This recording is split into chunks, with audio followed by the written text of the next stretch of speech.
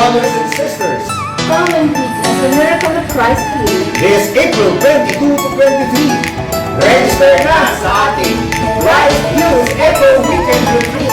Don't miss it! The nation of Israel was experiencing sicknesses, dry spells, and sporadic violence when David tasked his son Solomon to build a temple for God. Ang relasyon namin mag-asawa.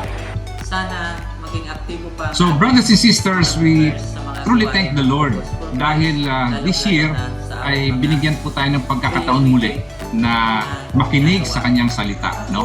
Makinig sa kanyang mensahe.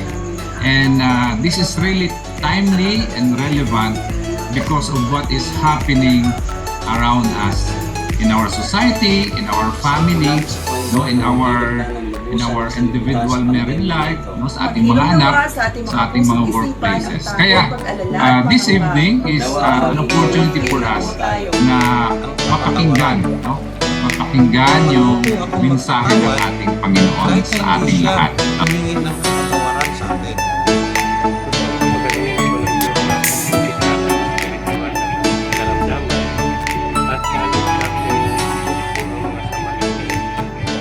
Ang gusto kong baguhin ay yung pag-aalala sa sarili ko, lalo na sa kinabukasan ko, sa kinabukasan ng aking pamilya.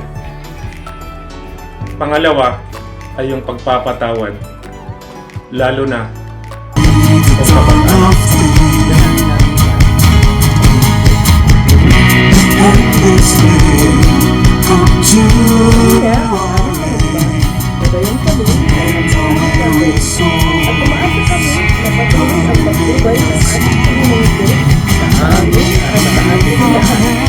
Ay ang kagalingan ng mga puso at diwa ng mga Pilipino sa kasalukuyan laban sa mga kasinungalingan, bandarambong at pagbabago ng kasaysayan na ginagawa ng mga ibang tao sa kanya.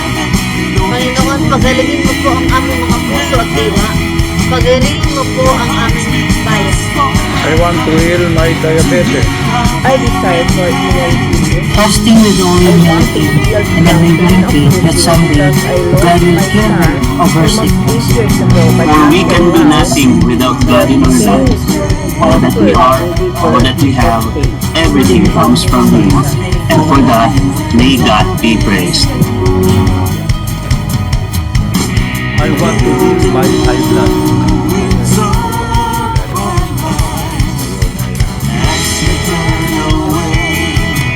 God will heal my sickness, so that there will be no more obstacles in our life.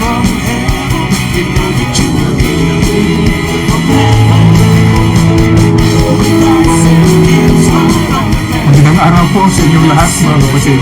Dalangin ko po na maayos ang inyong kalagayan. I am coming to you from the city of Chino in Southern California. With me is my wife, Marty. Many years ago, a brother from Northern California said to USA, made an acronym for my name, Donald. He said, Donald means never offer no, only yes to the Lord. Mula noon, ginagamit ko po ito para pagkayatin ang lahat na maglingkod sa Diyos.